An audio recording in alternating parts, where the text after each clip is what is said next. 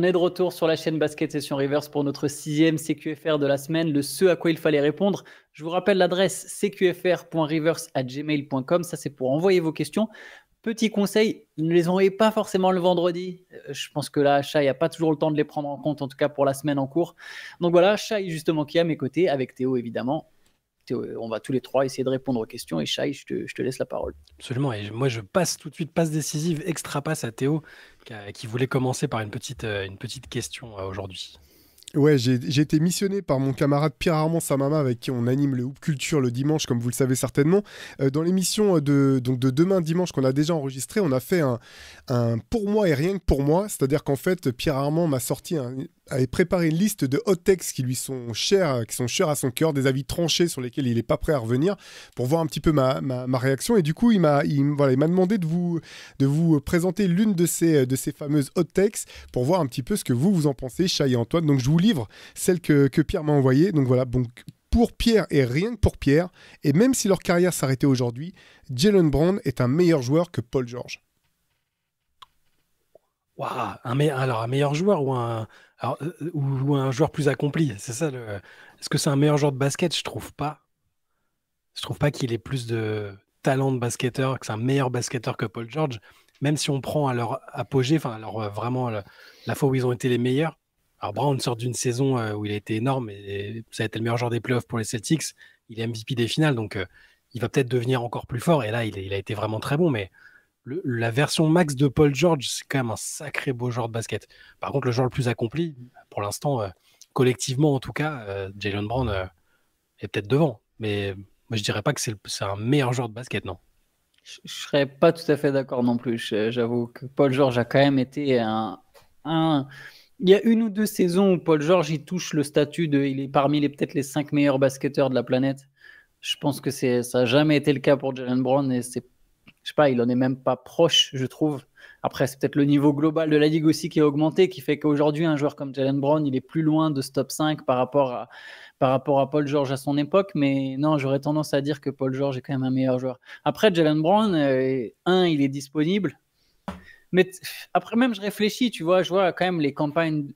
Paul George en finale de conférence avec les Pacers contre le Heat, il répondait clairement présent quand même. Il a été énorme, il a été extraordinaire. Donc, je peux même pas dire, Jaylen Brown, il jouait mieux dans des moments clés ou quoi. Ça me semblerait même pas vrai, en fait. Donc, non, je suis obligé de mettre Paul George devant, pareil. Bah moi, je vous livre pas mon sentiment sur la question. Vous pourrez le découvrir demain dans Loop Culture. Attention, teasing de malade. Magnifique. Mais voilà, merci de vous être prêté au jeu. En tout cas, d'ailleurs, Pierre Armand me disait qu'il faudrait qu'on s'en refasse un comme ça, tous les 4. Ça pourrait être bien marrant. On en prépare chacun avec nos avis définitifs et personnels. Vous êtes sorti du cadre du basket ou pas? Est-ce qu'il t'a emmené un peu sur des terrains plus complexes? Un petit peu sur la fin, ouais. On a parlé musique un petit peu à la fin, notamment. Je me rappelle déjà plus tout. Moi, j'ai mémoire de poisson rouge avec le rythme, le rythme du moment. Là, j'oublie tout. Mais oui, sur la fin, on a dévié sur d'autres thématiques. Ouais. Très bien. Soyez au rendez-vous demain matin pour le Hoop Culture. En attendant, on va prendre vos questions. Je vais vous poser les questions de nos chers internautes qui nous ont envoyé tout ça. On commence avec une question de Henry ou Henry, je ne sais pas. Une question spéciale LeBron James que j'ai trouvée intéressante, qui a retourné de manière assez cool. Il a une petite équipe hypothétique à nous proposer. Est-ce que vous pourriez former la meilleure équipe possible avec les 8 joueurs suivants en vue de remporter une série de playoffs? Et vous allez voir, ce qui est intéressant, c'est le nom des joueurs en question. Il y a LeBron 2024, le Paris Brown, donc celui des Jeux Olympiques, LeBron 2020, Bubble Brown, LeBron 2016, Comeback Brown, LeBron 2012, le Heatles Brown, donc celui de Miami, LeBron 2008, MVP Brown, LeBron 2004, Rookie Brown, LeBron 2002, Young Brown, donc celui du lycée, ou LeBron 2026, le Old Brown. Et donc sa question, c'est quel joueur metteriez-vous à quel poste et quel serait l'ordre, en fait, quel serait le 5 majeur parmi ces 8-là? Et est-ce qu'on pense à une autre équipe hypothétique composée d'un même joueur qui pourrait battre cette équipe-là? Ah oui, donc il faut former un 5, en gros voilà. Un 5 majeur avec 5 versions de LeBron, c'est ça? Je pense que voilà, c'est un peu ça le sens de sa question. Avec tous ceux que je vous ai donnés, si vous voulez, je peux vous les répéter si besoin. Ouais, alors vas-y, parce que du coup, j'ai pensé que quel était le meilleur Brown, en fait. Ah ouais, moi aussi, j'ai cru que c'était ça au début de la question. C'est un peu ça, parce que après, vous pouvez catégoriser comme ça, mais lui, il aimerait bien savoir qui jouerait à quel poste. Mais je vous les redonne. LeBron 2024, celui des JO. LeBron 2020, celui de la bulle. LeBron 2016, comeback LeBron. LeBron 2012, celui des Heatles. LeBron 2008, LeBron MVP. LeBron 2004, Rookie Bron. LeBron 2002, Young Bron. Et LeBron 2026, l'actuel, donc Old Bron.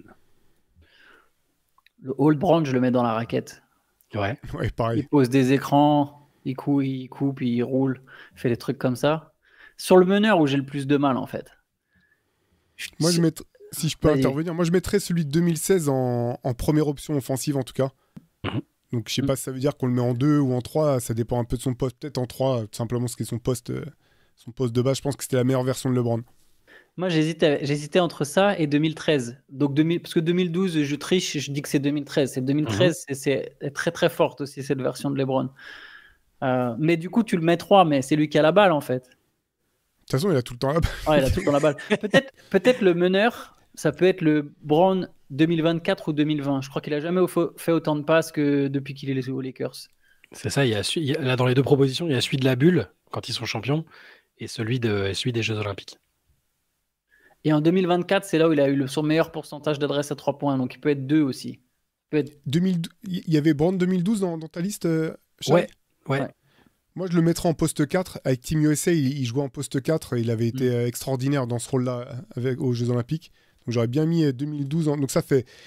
Donc, tu disais quoi, Antoine? Tu disais celui de 2024 en meneur, c'est ça? Ou en arrière, parce que c'est sa meilleure saison à 3 points, et 2020 en meneur. Je le tourne comme ça, par exemple. Ok. Donc, 2020 en meneur, 2024 en deuxième arrière, 2016 en ailier, 2012 en poste 4. Et après, il faut choisir en 2026, pivot. on a mis en Ouais, pivot. 2026, Antoine proposait, ouais. Finalement, moi, je crois que je prendrais le LeBron plus jeune, en fait, avec ses qualités athlétiques. Parce que je me dis qu'en protection de cercle et dans les aides défensives, il pourrait être encore plus utile. Donc peut-être pas le rookie quand même, mais c'était celui d'après, c'est 2008 ? Il y a 2008 quand il est MVP, ouais. Ouais, bah, pour les qualités athlétiques, je pense que c'est peut-être celui-ci que je mettrais en 5. Ça fait un 5 sympa, puis avec les autres versions sur le banc, ça peut faire une équipe assez cool de LeBron James. Et est-ce qu'il y a un joueur qui vous semble être capable de rivaliser si on devait le décupler comme ça sous d'autres versions? Est-ce qu'il y a un joueur qui a eu plein de phases comme ça dans sa carrière? Faudra un mec super polyvalent, quoi. Ouais.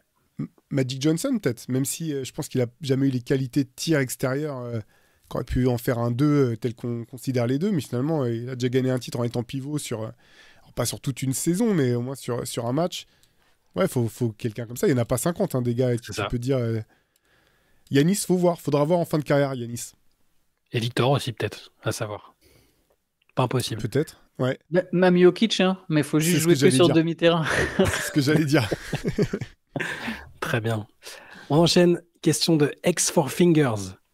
J'étais en train d'écouter la question qui vous était posée par Nono dans le CQFR sur Wembanyama, enfin avec le titre Victor Wembanyama, une saison à haut risque, et ça m'a fait penser à une question. Moi, je suis de 1973, père basketteur qui se faisait mettre minable par Larouki, Alain, dans le sud-ouest. J'allais voir jouer les matchs de N1 à Avignon où jouait Franck Casalon, mon Isaiah Thomas français de l'époque. Mes héros étaient Dacoury et Ostrovski, mais un soir de 86, j'ai vu dans la première nuit du sport de Canal le match universitaire de MJ contre Drexler. Je fais partie de la première génération qui s'est mise à faire n'importe quoi, entre guillemets. Comme disaient nos entraîneurs sur le terrain, passe dans le dos, dribble entre les jambes et dans le dos. Je jouais près de Marseille et notre chance, c'est qu'une année, aucun entraîneur ne voulait plus nous entraîner dans mon club. On a donc pu jouer notre basket. Soit c'est beau, soit c'est lourd, dit-il entre guillemets, sans entraînement. Cette année-là, on était champion des Bouches-du-Rhône, accompagnés seulement de nos parents et habillés de nos shorts de skater dépareillés. Ah, ça doit être magnifique, ça. C'est clair. Bizarrement, j'ai d'abord été fan des Pistons jusqu'au premier titre des Bulls. Et à l'arrivée de Tipeee en NBA, de la même manière que Nono, j'ai lâché la NBA et le basket. J'étais devenu éleveur de brebis entre-temps. On va t'inviter pour que tu nous racontes ton histoire parce qu'elle est totalement claire. Jusqu'en 2018. Je suis tombé par hasard sur 2 vidéos, l'une de la First Team et une de Basket Session, et j'ai pris une claque monstrueuse en constatant la qualité de vos commentaires sur la technique, l'histoire des joueurs, le décortiquage des stratégies. Pour un mec comme moi qui en était resté aux commentaires pitoyables d'Antenne 2 et au mieux les commentaires de George D sur Canal, j'ai été soufflé.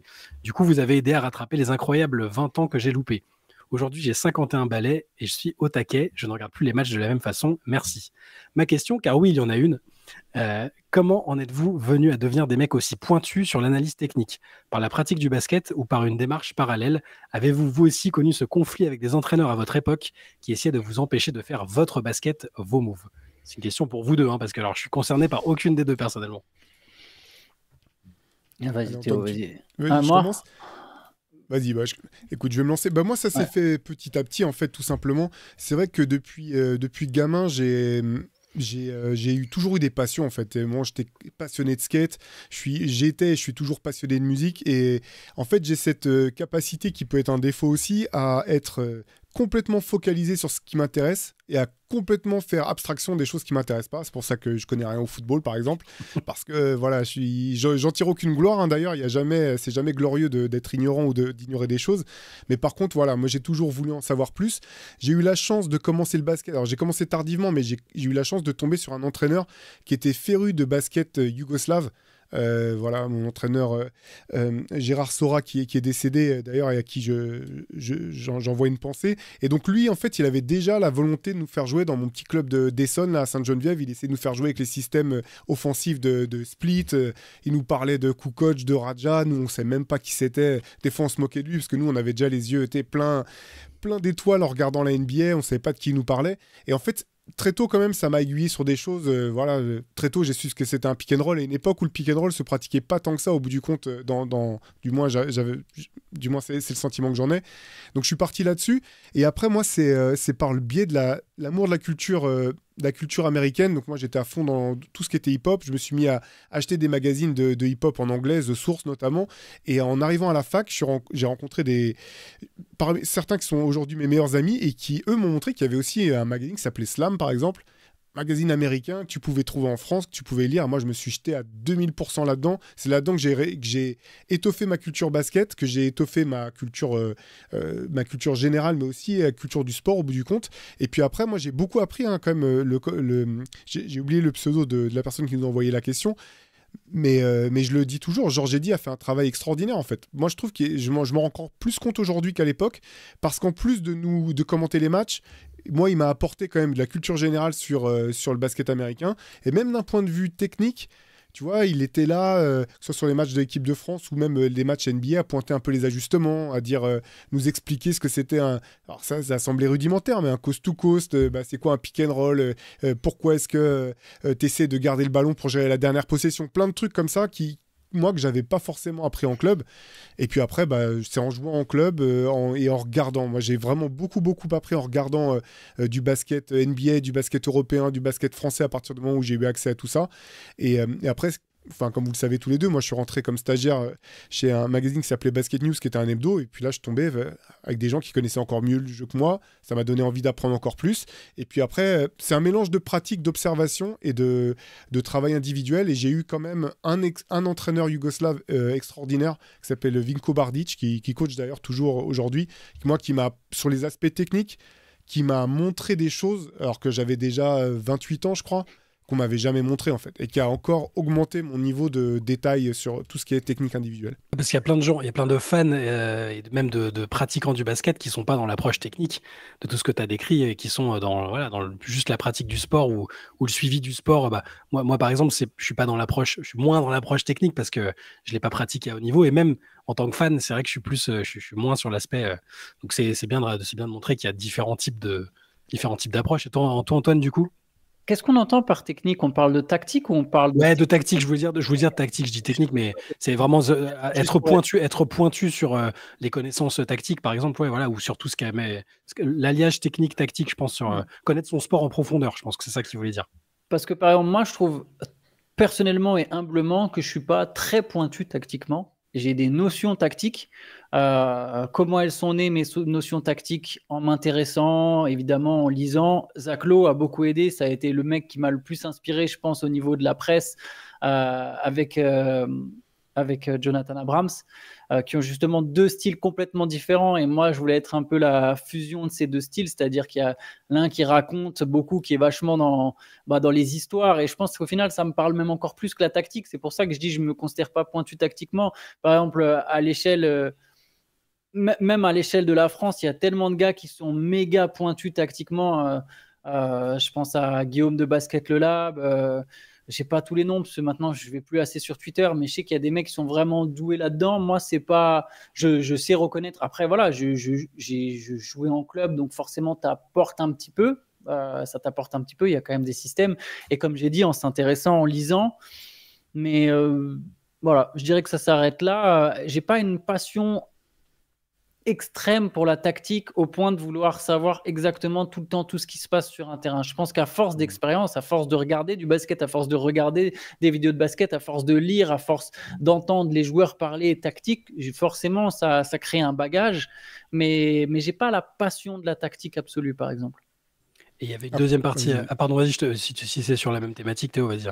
Ouais, non, je voulais juste compléter. Déjà, j'ai dit que quand je parlais de Vinko Bardic, c'est un entraîneur monténégrin. J'ai dit yougoslave par habitude et par amalgame, mais aussi après, juste pour préciser, c'est vrai que moi j'ai fini, mes dernières années, en fait, j'ai commencé tard, donc j'ai commencé pivot quand j'étais en, je sais pas, dernière année cadet, ça va être le moment où j'ai commencé, et après j'ai fait le chemin inverse en fait pour sortir de la raquette et j'ai fini au poste en gros de meneur de jeu, deuxième arrière, c'était vraiment mes postes de prédilection je pense. Donc moi j'avais besoin de comprendre en fait. Je rappelle, on a fait un podcast Shai avec Fred Young, ouais. Et moi je t'expliquais que les entraîneurs avec qui ça s'est pas bien passé, c'est quand je comprenais pas ce qu'on me demandait et j'avais besoin de comprendre pour appliquer sur le terrain. Et pour moi c'est dans ce jeu, il y a la partie stratégie m'a toujours intéressé en fait, trouver la faille à exploiter, ou alors qu'est-ce que ça va être notre avantage nous dans ce match-là, qu'est-ce qu'on peut essayer de faire et d'adapter ce qu'on sait faire au match-up en gros du jour. Et c'est vrai qu'après avoir fini de jouer, même si je joue encore par-ci par-là,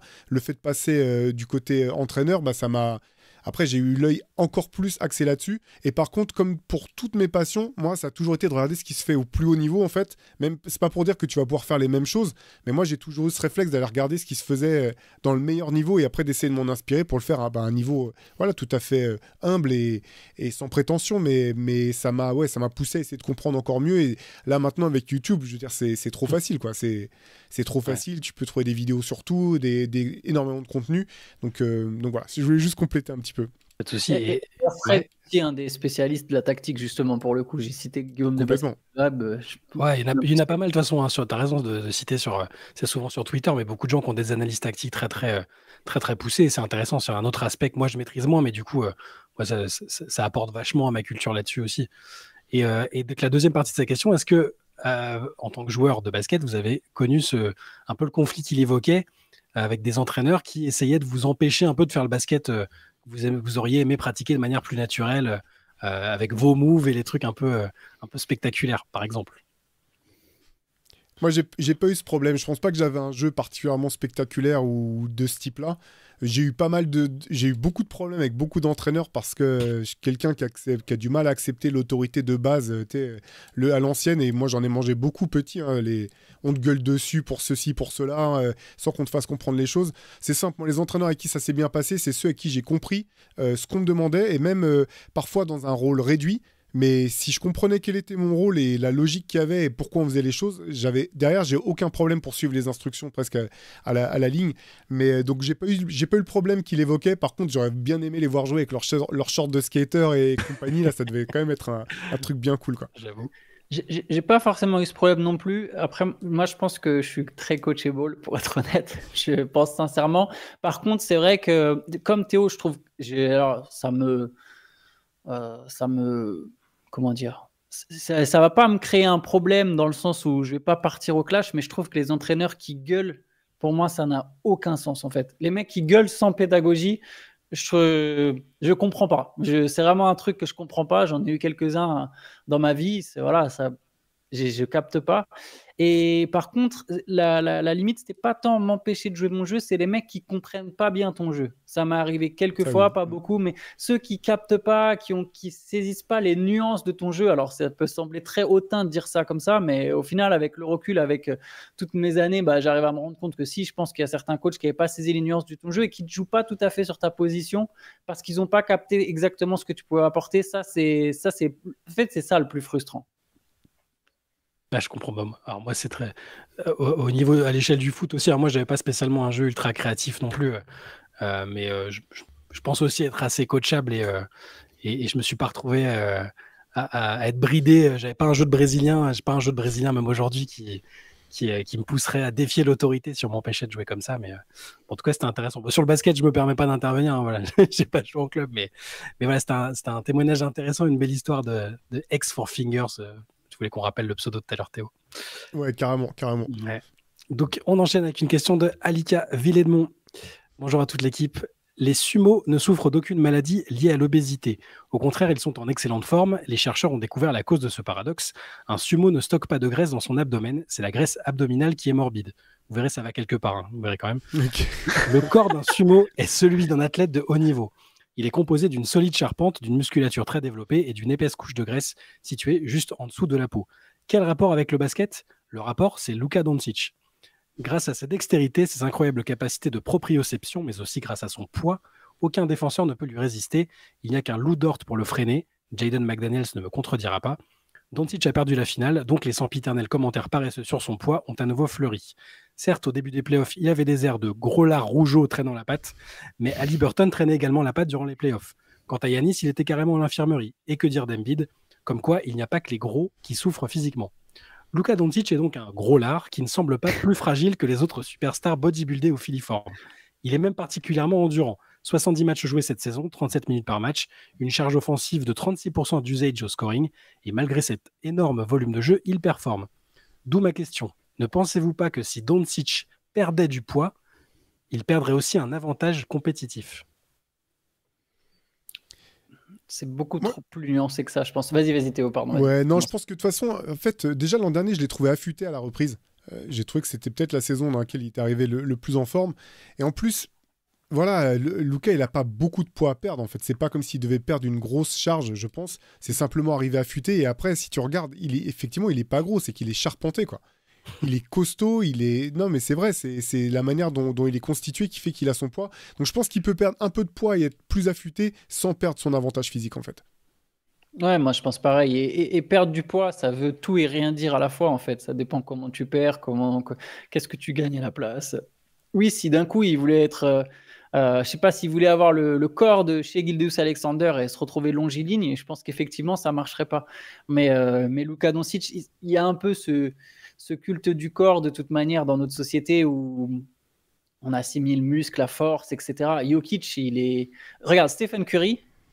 C'est une brindille à l'échelle des joueurs NBA et c'est pourtant un des mecs les plus athlétiques de la ligue. En fait, si tu prends en compte toutes les qualités athlétiques et si tu te concentres pas juste sur la force ou l'explosivité pour aller dunker en fait, ou la détente. Tu vois, il a une capacité, son cardio, c'est exceptionnel. Il y a plein de trucs comme ça. Je pense qu'on sous-estime, on assimile trop facilement les qualités athlétiques à la détente, le dunk. Je pense que Rudy Gobert est un des mecs les plus forts de la ligue. Alors lui, pour le coup, il est musclé, mais parce que tu vois, il y a aussi tout son tronc, tout son gainage. Il y a plein de manières différentes d'être fort et d'être athlétique. Et du coup, Jokic, par exemple, à un moment, il avait quand même des problèmes de cardio. Pour le coup, il y a des moments, il se fatiguait. Puis en fait, tu sens qu'il y a eu une évolution et pourtant son corps est resté le même ou plus ou moins le même à l'œil nu. Tu vois, t'as pas l'impression que Jokic il ait perdu du poids ou qu'il se soit spécialement musclé, mais il y a eu une meilleure préparation. Je pense que Luka Doncic, il est athlétique malgré ce qu'il n'y paraît. Donc oui, il peut, comme tu as dit Théo, il fait charpenter, mais il a des jambes. Les gens sous-estiment la puissance de ses jambes en fait. Et les jambes, n'importe quel sport, tu le joues avec tes jambes d'abord. Et voilà, Doncic, il a 2 troncs d'arbres. Il a 2 troncs d'arbres et c'est pour ça que tu le bouges pas. Donc il pourrait perdre 5 kilos. Il aura toujours ses 2 troncs d'arbres et tu vas pas le bouger en fait. Donc, De toute façon, faut pas qu'il perde trop. Dans tous les cas, faut pas qu'il fasse un régime invraisemblable et qu'il perde beaucoup de poids non plus, parce que je pense que l'année dernière, tu l'as dit Théo, je pense qu'il était à un poids satisfaisant, une forme globale qui était satisfaisante, et après ça ne t'empêche pas d'avoir des blessures, et c'est ce qui a très bien été démontré dans la question. Hein. Il y a des joueurs qui sont très affûtés, qui se blessent aussi quand même très souvent. Donc moi j'aime bien son morphotype. Je trouve parfois j'aime bien le morphotype de Jokic aussi. Alors c'est pas des gens qui te permettent non plus de t'identifier. On parle de double mètre, des types qui sont plus grands que nature, mais ouais, j'aimerais pas que Luka il perde vraiment beaucoup de poids, alors que c'est vrai que parfois on lit qu'il est fat, qu'il est gras. Bon, c'est avant tout un génie qui est capable d'emmener son équipe en finale NBA, quoi. Du coup, j'ai 2 stats à vous sortir, parce que je vous les ai envoyés ce matin, Chai et Antoine, au sujet de Luka. Je suis tombé dessus par hasard, en fait, en faisant une recherche. Mais je pense que les gens ne se rendent pas compte qu'aujourd'hui, donc, Luka Doncic a la troisième plus grosse moyenne de points en saison régulière de tous les temps, derrière Jordan et Wilt Chamberlain, avec ses 28,7 points. Et encore plus impressionnant, sans doute, il a la 2e plus grosse moyenne de points de tous les temps en play-off, avec 30,9 points en moyenne, derrière Jordan à nouveau. Et ça, je pense qu'au bout du compte, les gens n'ont pas conscience de ça. Bah, c'est clair. Et puis, On discutait un peu pendant l'intersaison, Théo, sur le côté GOAT, s'il est capable alors, d'enchaîner vraiment beaucoup de saisons à très très haut niveau, mais il sera son éventuelle candidature, on en est très loin, mais sera peut-être appuyé statistiquement parce qu'il va dire s'il est fiable tous les ans, qu'il ne fait pas vraiment de saison blanche, il va tout défoncer statistiquement aussi, hein. Les records de points, la moyenne, c'est ce qu'il fait est exceptionnel et il est encore relativement jeune. Donc ouais, quand tu as envoyé le truc, j'étais bluffé aussi. Je pensais pas que c'était aussi haut par rapport à d'autres. Ouais. Question suivante, Florian qui nous envoie: on voit plein de sportifs et de supporters se plaindre du nombre de matchs à disputer ou à suivre. Je prends l'exemple du tennis où le nombre de tournois est proche du ridicule, le foot où les joueurs internationaux jouent tous les 3 jours toute l'année, le tennis de table, bien que sport mineur pour Darc-Antoine Himmel, où la WTT fait n'importe quoi. Vous pouvez demander à Simon Gauzy, grand fan de basket, il vous en dira plus que moi sur l'ânerie de ce circuit. J'ai conscience en tant que fan de NHL que la vente des droits télé est indexée au nombre de matchs, mais je me demandais combien de matchs pour vous devrait contenir une saison régulière de NBA et de playoffs pour que cela reste attractif et intéressant. Moi, j'ai pas particulièrement envie de changer, en fait. Moi, les 82, ça me va, hein. Franchement, je trouve qu'il y en ça a a toujours été un petit peu parce que ça a toujours été comme ça, mais oui, après tout, ça a toujours été comme ça. Si les mecs dans les années 60 pouvaient les faire, je vois pas pourquoi les mecs de 2024 pourraient pas les faire, en fait. C'est pas tellement qu'ils peuvent le fait qu'ils puissent pas les faire, qu'ils soient pas capables de les faire, en fait. C'est plus, moi vraiment là, je prends le côté spectateur. Moi, 82 matchs, j'arrive pas enfin, la saison régulière, j'en peux plus très fréquemment en plein milieu, j'en peux plus, quoi. Il y a plus assez de matchs qui m'intéressent assez et d'enjeux. Et c'est pour ça que j'aime les ligues avec un nombre d'équipes et de matchs plus réduits, en fait. Mon frère m'a posé la... Bah non, Pardon. vas-y, Théo. Non, vas-y. Parce qu'en fait, le sentiment dont tu parles, Chat, je l'ai ressenti à un moment, mais je le ressens plus trop, franchement, depuis l'instauration du play-in. Je pense que ça a beaucoup joué. Je trouve que la saison régulière est vraiment beaucoup plus intéressante. Quand j'étais plus jeune, de toute façon, on avait tellement peu accès au match que nous, on se nourrissait de tout ce qu'on pouvait trouver. Mais là, je trouve que vraiment l'intérêt pour la saison régulière a été relancé. Moi, je suis pas contre le nombre de matchs qui jouent. Voilà, l'intérêt... L'intérêt a été relancé, hein, mais c'est plus digeste, mais j'arrive pas à être à ce que ce soit aussi appréciable que des saisons plus courtes dans d'autres sports. Okay. Mon frère m'a demandé hier si ça m'arrivait d'avoir le rookie wall, tu sais, en mode t'en as un peu marre. Et j'avoue que moi, ouais, hein, vers la fin du mois de janvier, généralement, des fois, il y a des petites périodes de mou. Donc, si la saison, elle faisait 10 matchs de moins ou 10-15 matchs de moins, je serais pas contre. Mais bon, si ça reste à 82, on a l'habitude aussi. J'ai pas un avis très, très fort sur la question. J'ai juste plus... Tous ceux qui demandent moins de matchs, il faut juste qu'ils sachent ce que ça représente, notamment au niveau des joueurs et des dirigeants, comprendre que c'est moins d'argent. Et donc, du coup, je fais un choix, tu vois. Après, la question, est-ce que si on avait des saisons, je pense, par un autre sujet, mais qui est dévié de ça, est-ce qu'on n'aurait pas de load management s'il y avait 66 matchs? En fait, il y en aurait quand même. Il y aurait des mecs qui joueraient 40 matchs, quoi. Ouais, c'est ça. Il y a des mecs qui joueraient 40 matchs plutôt que 66. Parce que de toute façon, il y aurait des blessures aussi. Hein. Ouais, c'est ça. Il y aurait des blessures aussi. Donc, je sais pas trop quoi penser de la saison de cette question sur le nombre de matchs. Après, comme toi, Shai, j'avoue qu'il y a des moments où moi, ça me paraît un peu long. Je sais pas si c'est parce qu'on a le nez dedans tout le temps et qu'au bout d'un moment... On est obligé, enfin, on n'est pas obligé, mais on donne quand même parfois notre avis sur les trucs, sur les tendances et tout, et on parle de choses sans être catégorique, mais du coup, qui peuvent changer du jour au lendemain. Et sur une saison de 82 matchs, bah, on dit souvent des choses différentes d'un jour à l'autre et parfois c'est un peu épuisant. C'est ce que moi je retrouve pas avec la WNBA où les tendances très vite elles se confirment mais elles sont très difficiles à inverser. Et il n'y a pas que la WNBA parce que même pour la NFL par exemple, c'est des saisons très courtes. T'as pas le temps, tu entres dans la saison et puis ça s'enchaîne et puis la vérité du jour 1 c'est quasiment celle du jour 15. Enfin voilà. Donc pareil, j'ai pas de bonne solution. Moi j'aimerais juste en étant la suivant au quotidien, une ligue avec un peu moins de matchs, ça me plairait. Et le côté les séries en 7 matchs d'entrée aussi, au meilleur des 7, ça me fatigue pas mal aussi. Surtout quand il y a un écart de niveau conséquent. J'aime bien quand NBA ce soit, surtout à partir de l'année prochaine, progressif, où ça va passer d'une série en... Alors là jusque-là, c'était la première équipe à 2 matchs, donc au meilleur des 3, puis après au meilleur des 5. Ouais. Et là, à partir de l'année prochaine, ça va être au meilleur des 3, puis au meilleur des 5, puis au meilleur des 7. J'aime bien ce côté un peu graduel. Mais de toute façon, c'est des discussions qui sont malheureusement stériles parce qu'Antoine l'a très bien dit, c'est des intérêts financiers qui sont... On ne parle pas de quelques centaines de milliers d'euros ou même de millions. Les droits télé, c'est en milliards. Donc le moindre match...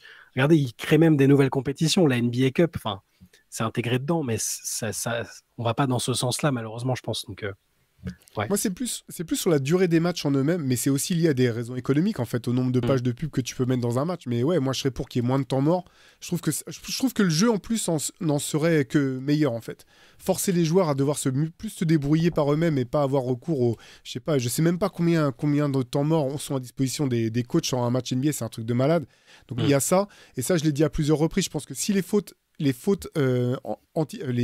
techniques comptaient parmi les fautes personnelles, comme c'est le cas en FIBA, je pense qu'il y aurait aussi moins de moments où ça braille, les arbitres sont obligés d'arrêter de mettre des fautes techniques à des lancers francs. C'est plus sur la durée des matchs en eux-mêmes que sur le nombre de matchs, moi, que j'aimerais que la NBA intervienne.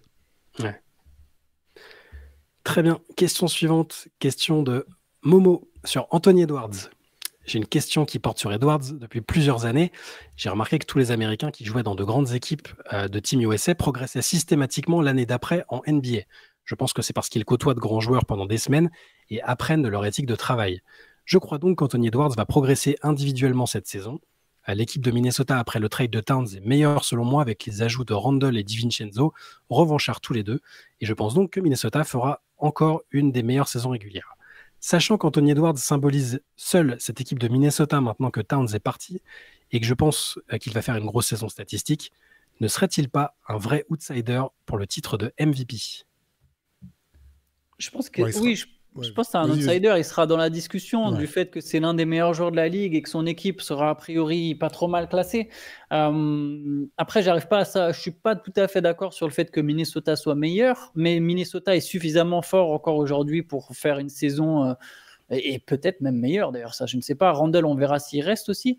Bon, bref, on verra tout ça, mais ce qui est effectivement, les Timberwolves, en tout cas, ont encore des arguments pour être dans le top 4 à l'Ouest. Et si tu es dans le top 4 à l'Ouest en étant le meilleur joueur de ton équipe et en ayant une grosse production statistique, en faisant des grosses performances, un gars comme Anthony Edwards sera forcément dans la discussion. Je ne sais même pas s'il peut être considéré vraiment comme outsider, en fait. Il y a un pool de mecs qui peut gagner le MVP. C'est à peu près le même chaque année, à quelques exceptions près, et il fait partie de ce pool, quoi. Ouais, je serais étonné. Outsider, en fait, le terme me gêne pas parce que je pense qu'il y a quand même peu de chances que ça soit... Enfin, peu de chances. Je le vois pas comme le favori, en fait, pour ce trophée cette saison. Par contre, je le vois bien, effectivement, comme tu l'as dit, Antoine, être vraiment dans la discussion tout au long de la saison, quitte à pouvoir le choper à un moment les années suivantes. Et ce qu'il dit sur les joueurs qui performent fort avec Team USA, c'est vrai, on l'avait déjà souligné après sa précédente campagne, Anthony Edwards. On s'était dit, bah là, il a passé un cap avec Team USA en étant le boss de l'équipe. Ça va se voir en NBA, ça a été le cas. Là, il a à nouveau été très bon tout l'été. Donc oui, je pense qu'il va continuer sur sa progression. Ce qu'il disait lui-même, quand tu regardes son niveau de performance et son âge, l'avenir est brillant pour lui. Il est branché de manière assez particulière. Du coup, je le savais parce qu'on le voit dans ses interventions médiatiques, mais avec la série dont je vous parlais l'autre jour, Starting Five, là, qui est axée en partie sur lui, tu le vois dans son quotidien même, c'est un malade. Il veut vraiment être le meilleur. Tu as l'impression que c'est un objectif... Ouais, c'est un outsider dans le sens où quand tu regardes les coachs et les bookmakers, il arrive après tous les mecs habituels et donc il est que 5, 6 ou 7e parmi les favoris. Donc ce serait une surprise si aujourd'hui on te dit Anthony Edwards est MVP à la fin de la saison. À la fois c'est une surprise parce que ça voudra dire qu'il a fait mieux que Jokic, Doncic, Shea, Antetokounmpo et tout. Mais en même temps tu te dis bah c'est un peu la logique de sa progression. Il n'arrête pas de progresser, il a un côté alpha très très fort. Donc, je ne miserai pas sur lui. Dans mes pronostics, je n'ai pas, que vous retrouverez sans doute lundi en ligne sur Basket Session, je n'ai pas mis Anthony Edwards MVP, mais je pense qu'il ne sera peut-être pas très très loin du compte, notamment avec des stats qui vont peut-être augmenter, mais on verra. Mais soyez au rendez-vous lundi, vous verrez nos MVP. Théo a mis Mike Dunleavy une nouvelle fois, mais je ne sais pas si ce sera validé par contre. Désolé Théo, j'ai bien reçu ton ballot, mais voilà.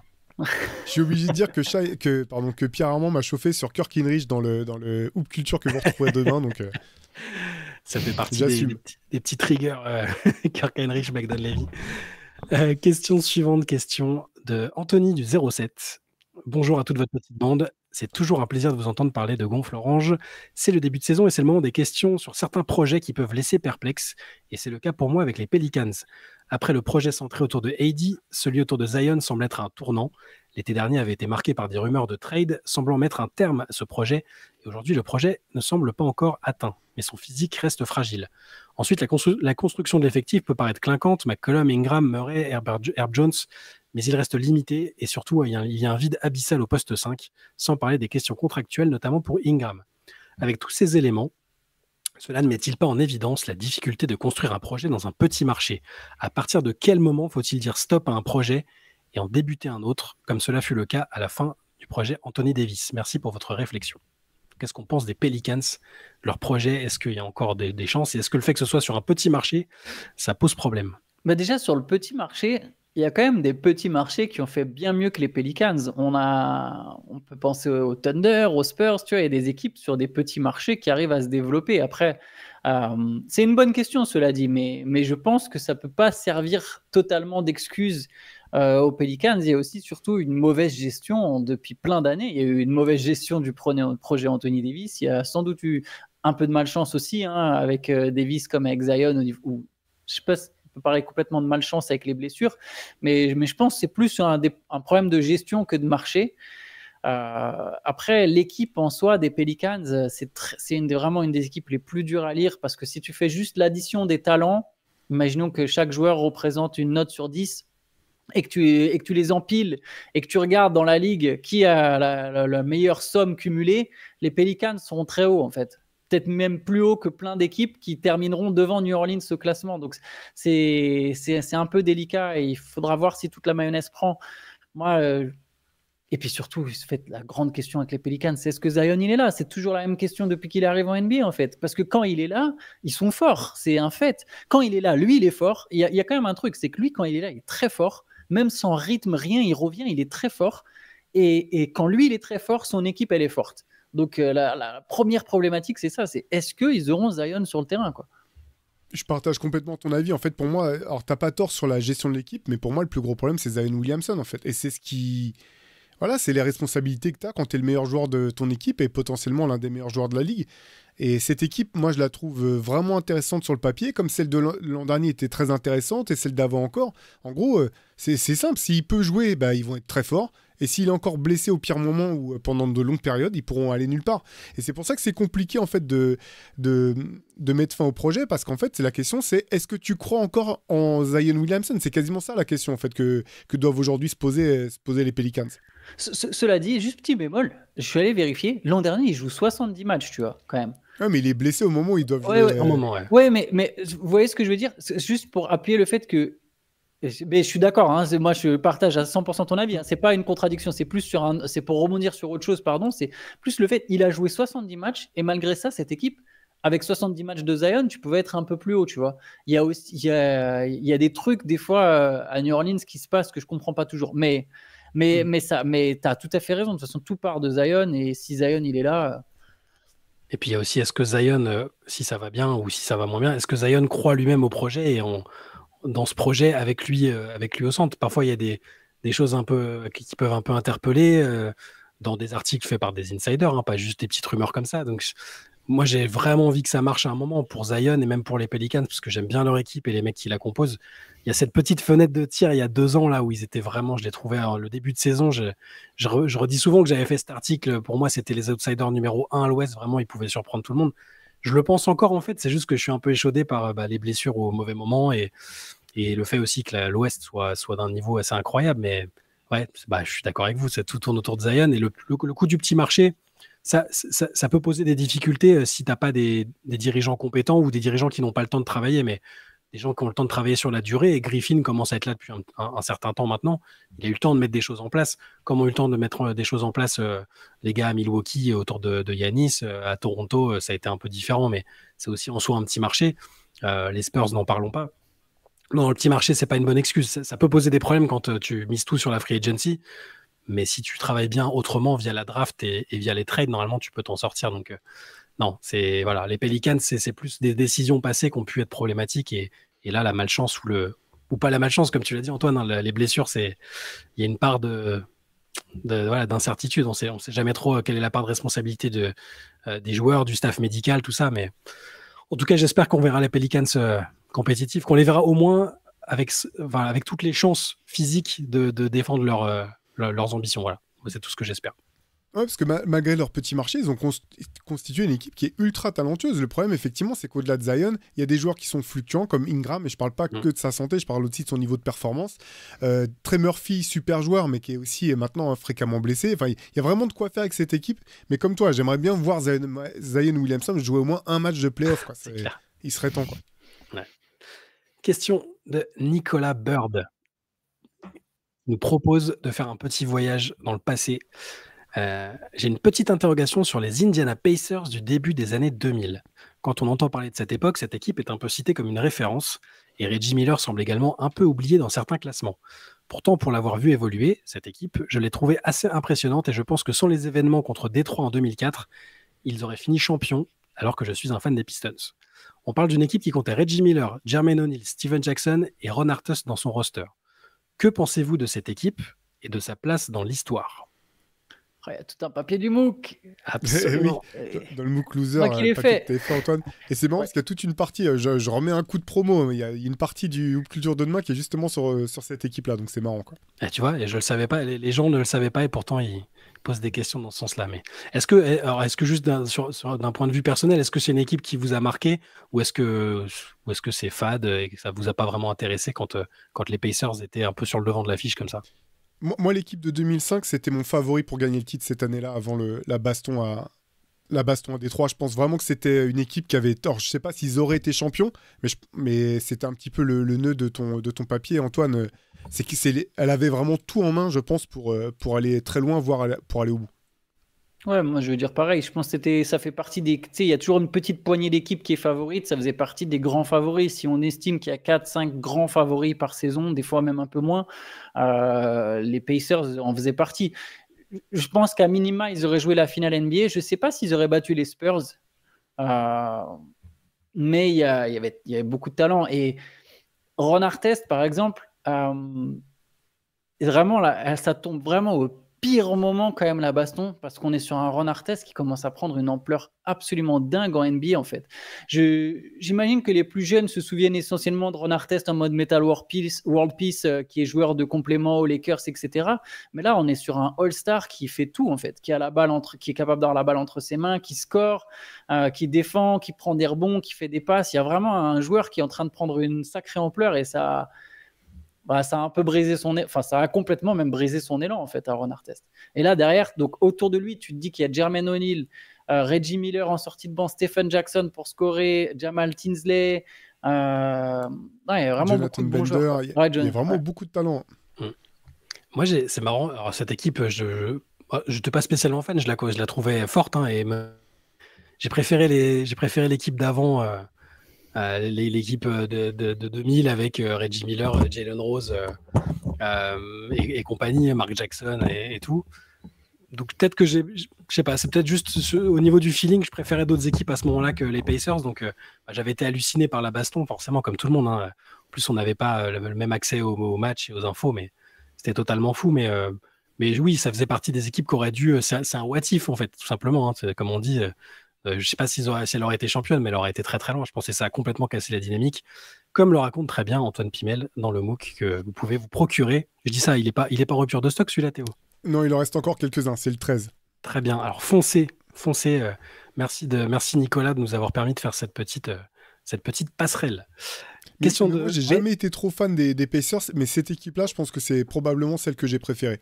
Ouais. Vraiment, j'adorais Jalen Rose, mais je n'étais pas fan des Pacers, Rick Smith, tout ça, ça m'inspirait pas plus que ça. Cette équipe-là, vraiment, j'ai vraiment beaucoup aimé. Je comprends. Moi, j'aimais bien les Pacers 2000, un peu moins après quand même, mais bon. Question de Miguel. Suite au Hoop Culture, justement, sur le thème de Philadelphie, une question m'est venue. Allen Iverson était dur à gérer pour un coach. J'ai toujours été épaté par la gestion de Phil Jackson avec Dennis Rodman. Il a réussi à avoir un Rodman très performant en le traitant différemment des autres, en lui autorisant des trucs improbables, des congés en pleine saison par exemple. Est-ce que quelqu'un comme Phil Jackson aurait pu, selon vous, apporter quelque chose à Allen Iverson, ou est-ce que je vois trop Jackson comme l'homme qui savait murmurer à l'oreille des basketteurs? Si oui, avec quels autres joueurs auriez-vous vu un bénéfice à qu'il soit coaché différemment comme Phil Jackson l'a fait avec Dennis Rodman? Il y a deux questions en fait, hein. Est-ce que vous auriez imaginé une association Phil Jackson-Allen Iverson, et est-ce qu'il y a d'autres d'autres joueurs qui auraient pu être sauvés peut-être par l'approche très zen du Zen Master. Je sais pas s'ils sauraient forcément matcher Iverson et Phil Jackson. C'est quand même des générations très différentes. Quand on voit les sorties qu'avait pu faire Phil Jackson plus tard, je sais plus à propos de qui, en parlant de Posey. Pour LeBron. C'est de LeBron. C'est ça. Voilà, donc je pense pas particulièrement que ça serait forcément bien passé avec Allen Iverson. Et la différence, pour le cas de Rodman, c'est que Rodman n'était pas la star de l'équipe. C'est-à-dire qu'il a géré un mec en lui expliquant son rôle et son importance au sein de l'équipe, mais c'était pas la star. Donc je sais pas si ça aurait été la solution absolue pour Iverson. D'autant qu'Iverson, ce qui est compliqué, c'est qu'en fait, s'il n'avait pas eu ce tempérament, il serait même jamais arrivé jusqu'à ce niveau-là. C'est toujours la complexité de profils hors normes comme ça. Un peu comme je comparais à Russell Westbrook dans le podcast sur Philadelphie, dans le sens où il y a un moment, tu peux pas leur demander d'avoir toutes leurs qualités et d'enlever tous leurs défauts, parce que certaines de leurs qualités viennent de ce qui apparaît comme des défauts une fois qu'ils sont au plus haut niveau.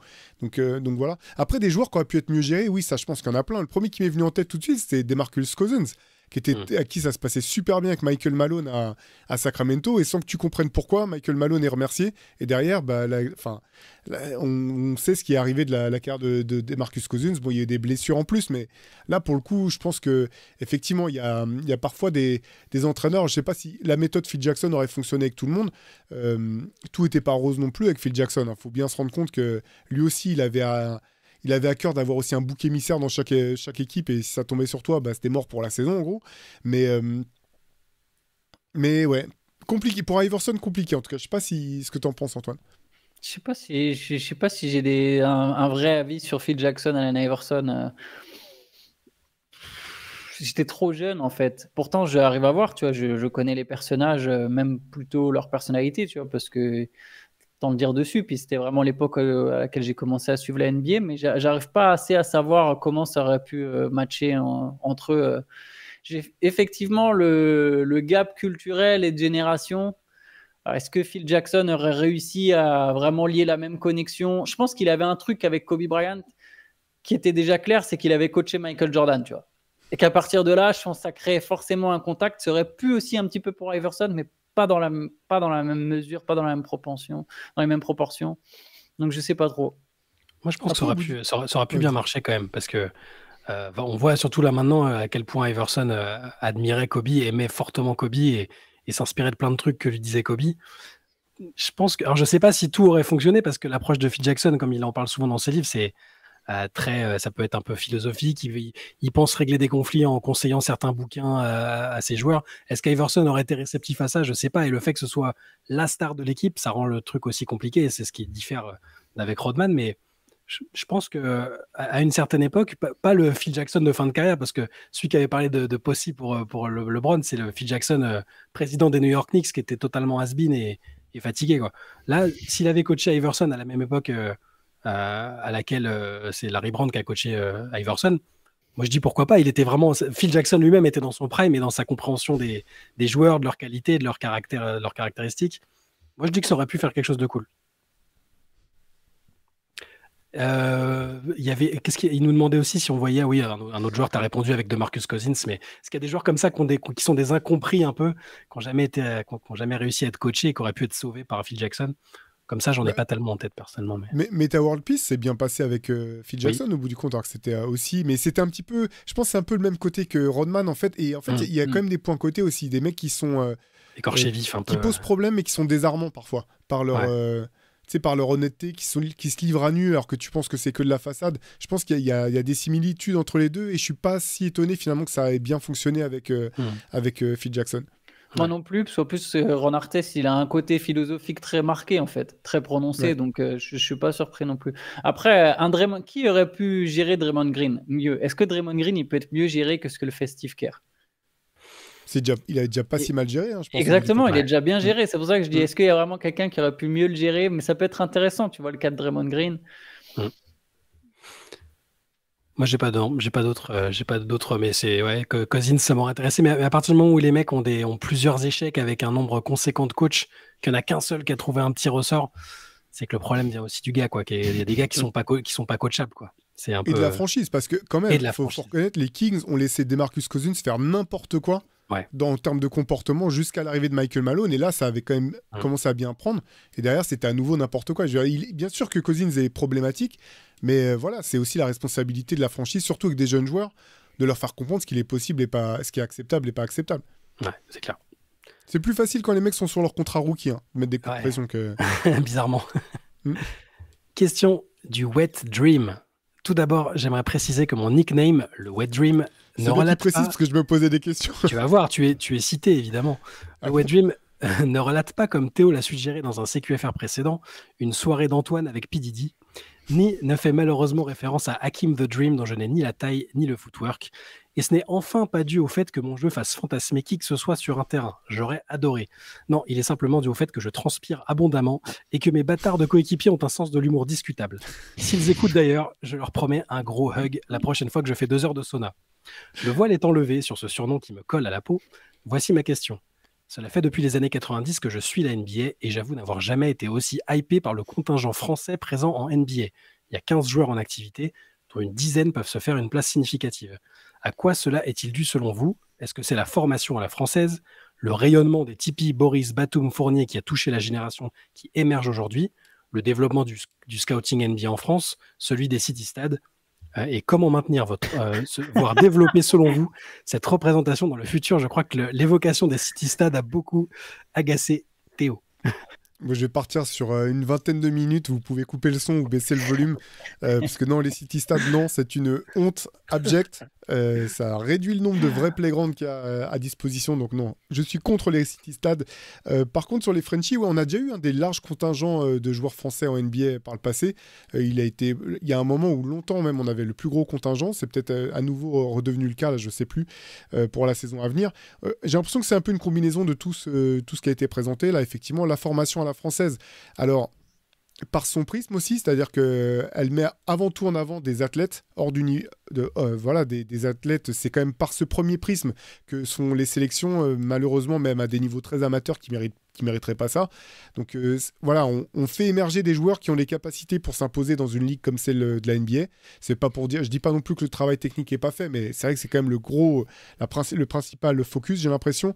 L'effet Tony Parker, bien sûr, parce que on l'a bien vu, ça, depuis Tony Parker, c'est plus un rêve inatteignable, c'est un objectif en fait pour des joueurs même très jeunes, pour des joueurs même dont tu sais qu'ils n'auront pas les capacités d'y aller, mais ils se posent pas la question, ils vont essayer de faire des Summer League, de se faire remarquer, d'y aller, donc c'est devenu un objectif. Et puis je pense que c'est quand même au-delà de la France, il y a globalement une augmentation du niveau international. Et pour revenir quand même à nous, notre cas précis, il y a aussi le fait que de toute façon, en Europe, on a l'un des viviers les plus athlétiques, je pense, de tout le continent. Voilà, simplement parce qu'on a une longue histoire coloniale avec toutes les atrocités que ça a pu, que ça peut comprendre, avec les problèmes d'intégration aujourd'hui encore, même si le terme intégration ne devrait même pas être utilisé, les soucis qu'on a dans notre pays en termes de représentation, etc. Mais malgré tout, c'est vrai qu'on a ce capital athlétique qui est indéniable et qui, je pense, fait de la France un des pays qui... dont les prospects peuvent plaire à la NBA parce qu'on sait qu'il y a de toute façon cette dimension athlétique qui est importante en NBA, je pense, plus qu'ailleurs. Ouais, si j'exagère, si je forçais le trait, je dirais qu'on vend des produits. C'est évidemment pas tout à fait vrai, mais on est un marché. Il y a une logique économique. Je suis obligé de prendre un lexique économique. Il y a un marché. Le marché français est intéressant pour les franchises NBA, pour tout ce que tu as dit. Il y avait une phrase de... Donc, moi, je pense aussi que c'est un ensemble de tous les facteurs qui ont été cités par notre auditeur. Je me souviens que Tariq Abdul-Wahab, dans une interview, il disait « Ouais, moi, j'ai ouvert une porte et Tony Parker, il a construit une autoroute. » Et en fait, c'est exactement ça. Comme tu as dit, Théo, c'est devenu un objectif. Mais en fait, en plus de ça, je dirais, tu sais que tu n'es pas obligé de venir juste pour être là, en fait. Tu peux venir et avoir des ambitions. Et j'imagine même pas ce qu'est en train de construire Victor Wembanyama dans ce cas-là, tu vois. L'impact va être immense et on le voit tout de suite. On le voit là avec les Eric Zaché, les Salins. Il y aura des mecs qui vont se planter. Il y a des Français qui vont se planter. C'est logique. Il y a des Français qui vont se planter. Et parce que là, d'un coup, on va chercher je pense qu'on va aller chercher plein de Français, notamment si Eric Zaché, ça se passe bien, si Nolan Traoré, ça se passe bien. Il y aura encore plus d'attention portée sur la France.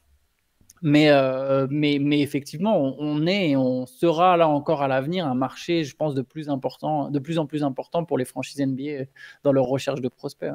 Je note que il faut quand même souligner le travail fait par les clubs français aussi, parce que certes, il y a l'INSEP et le centre fédéral, il y a des joueurs qui historiquement sont passés par là.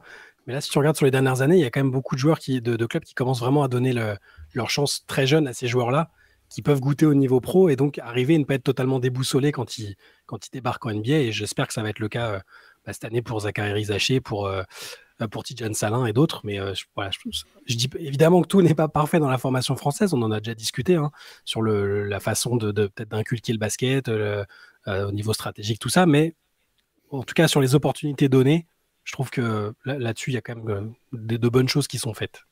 Et tu as raison de parler de l'impact des clubs, parce que même si tu regardes en équipe de France, le nombre de joueurs qui sont passés par l'INSEP est de plus en plus faible, au bout du compte, est régulièrement assez faible. Donc oui, non, tu as raison sur le travail des clubs. En fait, moi, je dis pas que qu'on fait du mauvais travail dans la formation. Je pense d'ailleurs qu'on fait manifestement du bon travail, parce qu'au-delà de la NBA, on voit qu'il n'y a jamais eu autant de joueurs français non plus qui ont des rôles majeurs en Euroleague, parce qu'il y a longtemps, ça n'arrivait pas, quoi. C'était très rare.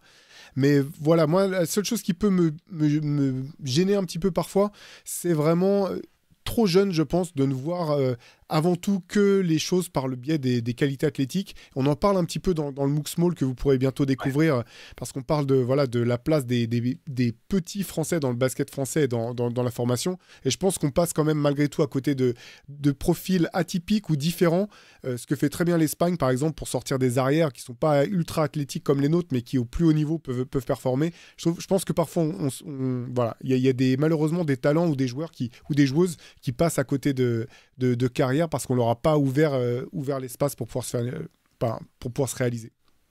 Tout à fait. Question de Father Will. Après 228 tentatives infructueuses pour passer à l'antenne, je tente une autre approche que celle de la bienveillance calinothérapie et me réoriente vers la menace doublée de chantage. En effet, voilà. En effet, si ma question ne passe toujours pas lors du prochain CQFR de samedi, je créerai un burner account où je propagerai des idées calomnieuses à l'encontre de vos personnes.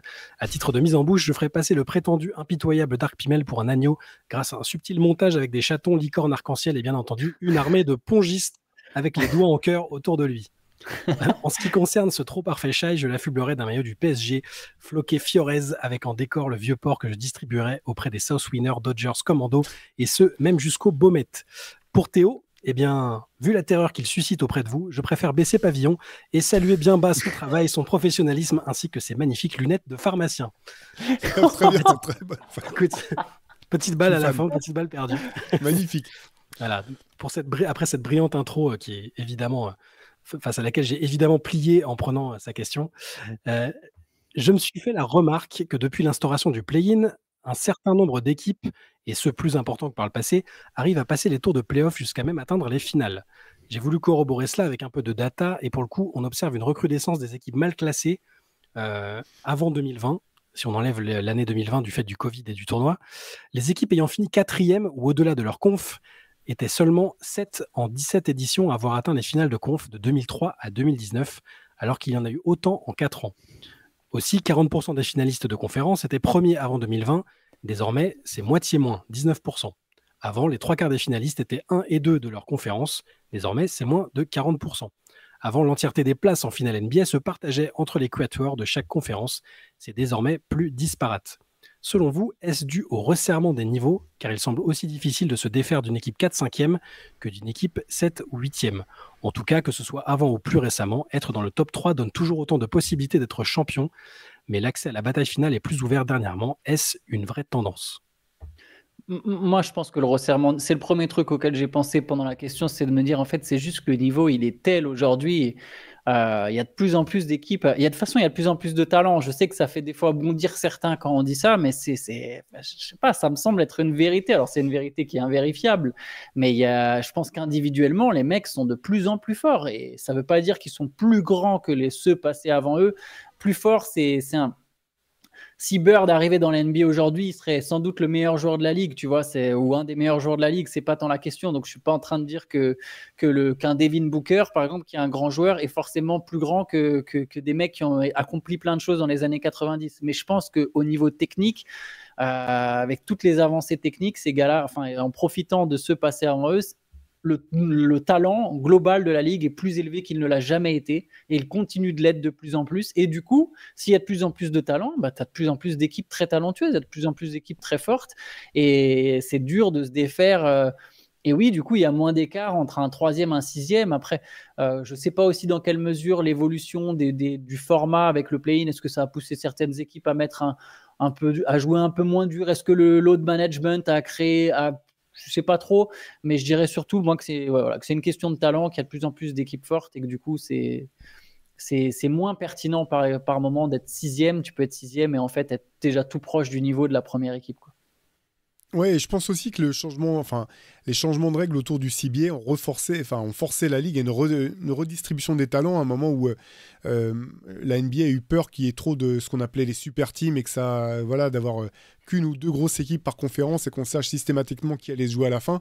Là, le système qui a été mis en place, je pense, a été efficace là-dedans. Où, de toute façon, on en parlait la semaine dernière quand on parlait du cas de Boston. On se disait, maintenant, quand tu as une fenêtre pour être champion, elle est courte parce que justement, il y a toute cette question des contrats qui rentrent en ligne de compte. Donc, je pense que ça a permis une redistribution. Et effectivement, comme toi, Antoine, je pense que la ligue est plus dense en fait en termes de talent, notamment dans les places 1 à 6. C'est ce que tu disais, quoi. Je dis pas que le premier. En fait, non. Le premier est souvent au-dessus, mais derrière, entre 2 et 6, finalement, même en fin de saison, quand tu regardes le nombre de victoires sur la saison, notamment en conférence Ouest, qui sépare le 2 du 6e, parfois c'est vraiment minime, quoi. Question suivante, on va prendre celle de Hugo, auquel on va donner un peu de force pour son projet Basketball Watch Party sur Twitch. Un rendez-vous récurrent où toutes les personnes qui regardent les matchs tout seuls, principalement la nuit en France, peuvent se réunir sur Twitch pour partager leurs réactions en direct et discuter ensemble. Il y aura un premier live qui sera Knicks Celtics pour la reprise de la saison sur Basketball Watch Party, tout attaché sur Twitch. Et Hugo nous demande, est-ce que pour vous la NBA Cup devrait être un objectif sérieux pour les nouveaux contenders? Étant fan des Knicks, je verrais ça comme une réussite de gagner ce trophée, quitte à perdre en demi-finale de conférence, à défaut d'être champion NBA dès la première année d'un projet. Bien sûr, ça dépendra aussi de la manière. N'oublions pas qu'ils ont considérablement changé leurs 5 majeurs avec les mouvements de cet été et lors de la dernière trade deadline. En gros, est-ce que pour vous, les équipes devraient accorder de la valeur et de l'intérêt à la NBA Cup et comment seront perçus les vainqueurs de chaque NBA Cup, comme les Lakers pour la première? Moi, je trouve que oui. Je trouve que dès qu'il y a un trophée à gagner, il faut avoir envie de le gagner, en fait. Moi, je suis pour que les équipes jouent le coup à fond. Après, je pense pas que je pense pas que ça empêche d'être performant en playoff. C'est tellement tôt dans la saison que je pense que tu peux gagner la NBA Cup et garder tes objectifs. Par contre, sur le prestige que ça représente, là ça sera sur le long terme, en fait. L'an dernier, c'était la première. C'est les Lakers qui l'ont prise, donc c'est intéressant d'un point de vue, je sais pas, historique, je pense. J'avais rien contre les Pacers qui avaient été bons d'ailleurs, mais je suis pas sûr que ça prenne le pas sur le fait d'aller en finale de conférence de playoff ou d'être finaliste. Ça, c'est quand même le but ultime. Par contre, voilà, si tu peux gagner un trophée au passage, j'espère que les équipes vont jouer le coup. Moi, j'ai plutôt bien aimé l'an dernier au bout du compte, cette nouvelle compétition. Vas-y, Shai, donne ton avis. Moi, T'as peur de... Non, parce que dans le fond, Théo, il a raison, tu vois. T'as un trophée à gagner, joue-le, mais c'est pas une vraie coupe, en fait, pour moi. C'est ça le truc, c'est que c'est pas une coupe. Tu as une coupe de France, une coupe de la Ligue, je comprends, même les coupes d'Europe, mais ça, c'est pas une vraie coupe. Ils ont voulu copier un format, ils ont voulu copier le format du foot européen sans être, en fait, en mesure de pouvoir le faire, donc tu vois, oui, par contre, là, Théo, tu as raison. C'est vrai qu'on verra sur la durée. Peut-être qu'à un moment, ça prendra un espèce d'impact et que du coup, il y aura vraiment une ligne palmarès avec NBA Cup. Mais là, aujourd'hui, déjà, qui se souvient que les Lakers ont gagné la NBA Cup, tu vois? Vous savez qui les Lakers sont sortis en demi-finale? Vous vous souvenez ou pas? En Pacers, non? Ah non. Non, c'était la finale contre les Ouais, Pacers. la finale, c'était contre les Pacers. C'est une finale Non, c'est pas les Pelicans. Si, c'est les Pelicans. Oui, vous avez quand même réussi, t'as quand même réussi à trouver, je sais pas sûr. Mais parce que Zion s'était fait défoncer derrière. Ouais, mais tu vois, du coup, moi, après, je partage la philosophie de Théo. Tu as un trophée à aller chercher, va le prendre. Mais j'ai l'impression que la configuration de la NBA Cup, le fait que c'est que des matchs de saison régulière, en fait, c'est difficile, je pense, de le voir vraiment comme un trophée. Mais on a vu qu'il y a des joueurs qui ont joué le jeu. Les Pacers, ils étaient à fond. On a vu qu'Embiid, il était à fond dedans aussi. Tu vois, il y a eu des équipes qui, à la fin, jouaient plus. La dernière possession, il la jouait absolument, même quand le match était serré, parce qu'ils disaient, si, mec, il y a le goal average, tu vois. Donc, il y a des gens qui étaient au courant. Donc, c'est sympa, tu vois. En soi, moi aussi, j'ai trouvé ça plutôt cool. Mais j'ai du mal à le prendre vraiment comme une compétition à part entière pour l'instant. S'il y a des choses qui différencient vraiment ça de matchs classiques, moi, ça me va, tu vois. C'est des trucs. des tout petits trucs, le parquet de couleurs différentes, peut-être des petits twitch au niveau du règlement, quelque chose qui... Ouais, le fait que ce soit à la fin en élimination directe, j'aime bien. Moi, je demande à être convaincu. Je pensais que ça m'intéresserait moins, à vrai dire. Et je pense qu'avec peut-être des améliorations au fur et à mesure, ça va peut-être devenir de plus en plus intéressant. Mais bon, mais moi, j'avoue que je suis déjà pas un énorme fan, même au foot, qui est quand même mon sport de prédilection de base.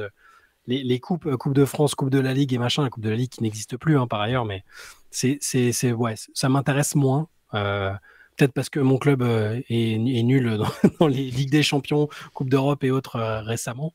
Mais sinon, pour moi, je demande d'être convaincu et je pense que les équipes, en fait, à partir du moment où les équipes montrent qu'elles y accordent de l'importance, quand elles la gagnent ou quand elles vont en finale, je pense que ça peut passer à la postérité. Peut-être qu'après, on mentionnera, on en est loin, mais à la fin d'une carrière, machin a gagné 6 fois la NBA Cup, c'est le recordman, donc il mérite, je sais pas, d'entrer au Hall of Fame. Je dis des conneries, j'en sais rien, mais c'est que le début, donc ça peut peut-être prendre de l'ampleur, je sais pas. Je fais confiance aux Américains pour marketer le truc et pour y donner de l'importance. Ils sont spécialistes pour un truc qui nous paraît pas très important peut devenir vite important pour eux. Je pense que ça peut passer par les performances individuelles, en fait. Tu vois, c'était intéressant quand même que Zion se fasse défoncer. Ah ouais. Parce que finalement, tu dis, c'est un match de saison régulière. En fait, c'était pas tout à fait juste un match de saison régulière, vu que c'est élimination directe. Et s'il y a des actions, des performances qui commencent à rentrer un peu dans les têtes, genre un mec qui met 45 points en finale de la NBA Cup ou je sais pas quoi, je pense que c'est par ce biais-là que ça peut commencer à rentrer un petit peu dans l'imaginaire collectif et se faire une place. Question. On n'a pas eu de question encore sur Victor Wembanyama, c'est pas fréquent, mais alors celle-là, elle concerne un peu Victor Wembanyama. Elle nous est posée par Johan. Dans le dernier CQFR, un internaute se projetait sur la nouvelle saison et en particulier sur un nouvel épisode de la rivalité Chet-Wemby pour la saison 2024-2025. Le 16 janvier 2024, JJ Redick et ses acolytes, dans son podcast, disaient quasiment que Chet Holmgren allait remporter le trophée de Rookie of the Year et que le match était déjà plié, pour finalement s'excuser et revenir dessus un mois et demi plus tard. De mon côté, assez fan du début de carrière de Wemby, et je l'avais suivi au Mets, je me suis à un moment retrouvé, malgré moi, à presque détester Chet et à vouloir qu'il sous-performe, alors que c'est un joueur formidable. Et quand j'ai pris du recul sur tout ça, je me suis surpris à surtout en vouloir à ceux qui avaient cherché à monter une rivalité qui pour moi n'existe pas.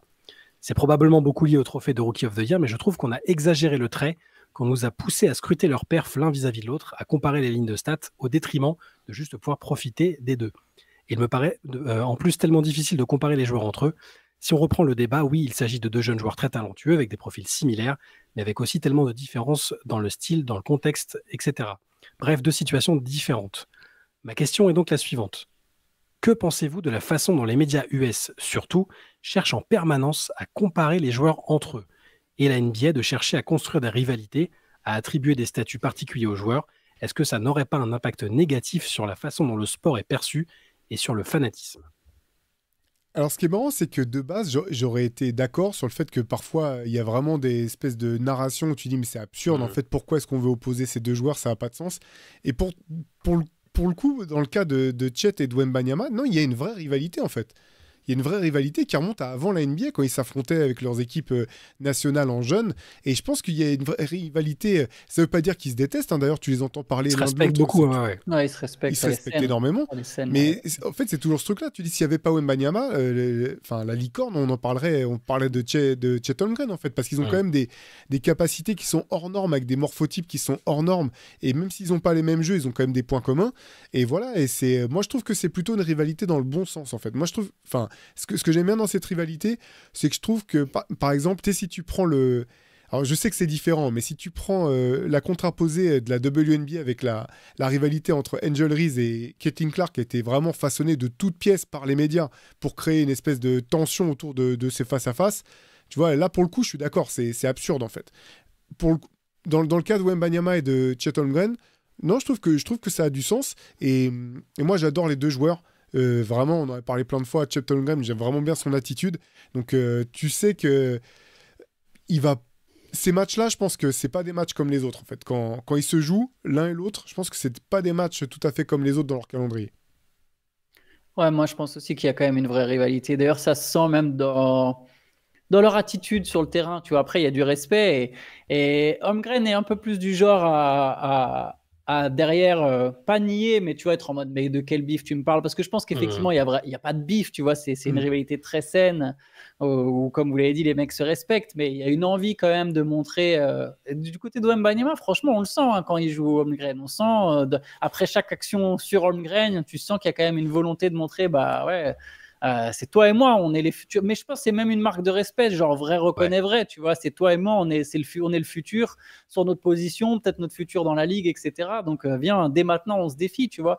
Et du coup, je trouve pas non plus qu'elle soit exagérée cette rivalité. Par contre, effectivement, les médias américains, de manière globale, si maintenant on s'écarte de l'histoire Holmgren-Wembanyama et de manière globale. Pas que les médias américains d'ailleurs, mais il y a une volonté, c'est l'entertainment en fait. C'est comme on sait pas toujours de quoi parler, comme c'est très dur de voir tous les matchs, comme c'est très dur d'avoir toujours un aspect technique, il faut créer du divertissement et souvent on sait à quel point diviser les hommes ou créer cette animosité, bah, ça vend, ça fait vendre et on est dans une logique commerciale tout simplement. Je suis désolé de ramener ça encore une fois à la thune, mais je pense que ça me semble essentiel en fait. Et c'est dommage, hein, mais on nous demande. En fait, on met peu de nuances sur plein de trucs. Au-delà du sport, ça s'applique à plein de sujets de société où il faut que tu choisisses ton camp et on crée des extrêmes. Un extrême, on crée un autre, on appuie sur un extrême, on crée un autre extrême, etc. Et c'est comme ça que fonctionnent beaucoup les médias. Et du coup, alors je ne sais pas si c'est notre société qui fonctionne comme ça et du coup les médias fonctionnent comme ça ou c'est les médias qui fonctionnent comme ça et du coup notre société fonctionne comme ça. Mais c'est palpable en fait, je trouve, de nos jours. Oui, il y a ce côté aussi où je pense que, parce que tu parlais de dérive sociétale, ou en tout cas de fait sociétal, c'est que limite, tu as l'impression qu'aujourd'hui, tu peux pas dire...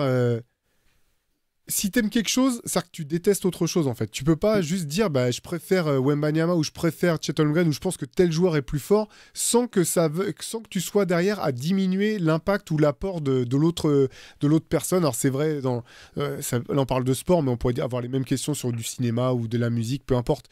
Tu vois, finalement, quelqu'un qui aime... au bout du compte, tu as le droit d'aimer Drake et Kendrick Lamar et de te dire que les deux sont super, même s'il y en a un que tu préfères. C'est pas forcément mon cas à moi, mais en tout cas, je reconnais ce droit à qui le veut. Et ouais, je me retrouve là-dedans. Et en fait, c'est marrant parce que quand je vois leur rivalité, moi, je la trouve saine, effectivement, parce que tu sens que c'est sur le terrain. Et ça me faisait penser à, je crois que c'est dans Drive, le premier livre de Larry Bird, où il parle de... Il voit Magic gagner son premier titre quand il est rookie. Et à ce côté, c'est pas de la jalousie du tout, mais c'est, tu vois, il dit, ah, putain, il y est arrivé le premier, quoi. Et tu sens que ça le motive encore plus en mode, je vais pas le laisser prendre tous les autres, quoi. C'est pas possible. Et j'ai l'impression qu'il y a un petit peu de ça dans ce que je perçois de très loin, bien sûr, entre les deux. Je vous lis ce qu'avait dit Chet Holmgren au sujet de Victor lors de son passage dans le podcast de Paul George. Il a dit, on est tous les deux des compétiteurs, on s'affrontait déjà avant d'être en NBA, ce que tu as très bien dit Théo tout à l'heure. Les gens me demandent souvent s'il y a une embrouille entre nous. On se bat sur le terrain, mais une embrouille, pour moi, ça veut dire que quand tu croises l'autre, il y a bagarre. De quoi on parle? Je connais même pas le gars. On joue simplement au basket l'un contre l'autre. Aucun de nous deux ne veut perdre, ni laisser l'autre marquer un panier. On se battra toujours sur le terrain. Et si les gens veulent prendre ça pour une embrouille, c'est qu'ils ne comprennent pas ce qu'est la compétition, je suppose. Et après, il dit, j'apprends de tous les joueurs qui me sont opposés. C'est pas différent avec lui. Enfin, si. Il est un peu différent. Ce salopard fait 2,26 m. Des choses qui fonctionnent contre un mec qui fait 1,95 m ne fonctionnent pas contre lui. Voilà, il y a cette admiration et ce respect quand même. Voilà. Mais ce que dit Holmgren, ça va exactement dans le sens de ce que tu as dit Théo, c'est qu'en fait, on n'arrive pas à faire la part des choses. Et c'est notre auditeur, j'ai oublié son nom, a parlé de fanatisme, mais c'est ça, tu vois. C'est pas parce que tu aimes un mec que tu détestes l'autre.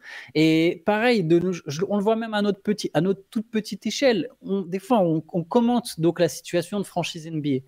Quand on dit qu'une franchise a peut-être telle lacune ou que telle équipe est plus forte, on est tout de suite catalogué comme un hater. On a quand même des mecs, alors je vais prendre mon cas personnel, mais il y a des gens qui sont persuadés que je déteste les Knicks, tu vois, ou même que j'ai une animosité pour les Knicks, ce qui est absolument pas vrai en fait.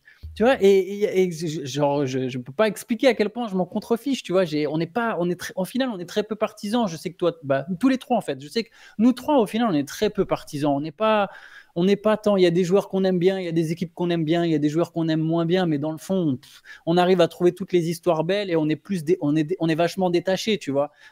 Bon, Shai, toi et moi au foot, c'est un peu différent, mais dans le basket, au final, on est très détachés. Ouais. Mais il y a un filtre, et ça s'applique pas qu'à nous. Du coup, maintenant, si je sors de notre cadre à nous, les gens, quand ils disent, ah ben, il parle s'il parle bien d'un tel, c'est que forcément il déteste un tel. C'était le cas notamment sur le débat Embiid-Jokic, tu vois, pour le MVP. Et c'est toujours cette notion de camp. On crée des extrêmes de camp, alors que non, la vérité de la vie est beaucoup plus nuancée. La vie de tous les jours, elle est jamais toute blanche ou toute noire en fait. Et c'est dommage qu'on se laisse aspirer là-dedans constamment sur chaque sujet, quoi. Dernière question, messieurs, pour aujourd'hui. Question d'Alix. Ces dernières années, on constate pas mal d'évolutions et d'adaptations sur les règles en NBA, avec souvent l'envie des dirigeants de faire évoluer le jeu pour le rendre plus divertissant, ce que je trouve parfois regrettable lorsque c'est au détriment du jeu. Question, si vous étiez au pouvoir, quelles règles NBA modifieriez-vous, que ce soit en enlevant une qui vous paraît contestable ou bien en ajouter une qui serait pertinente pour l'ensemble du jeu? Je vais commencer parce que je vais répéter un petit peu ce que j'avais dit tout à l'heure. Moi, c'est pour réduire la durée des matchs. Donc, je suis pour qu'il y ait moins de temps.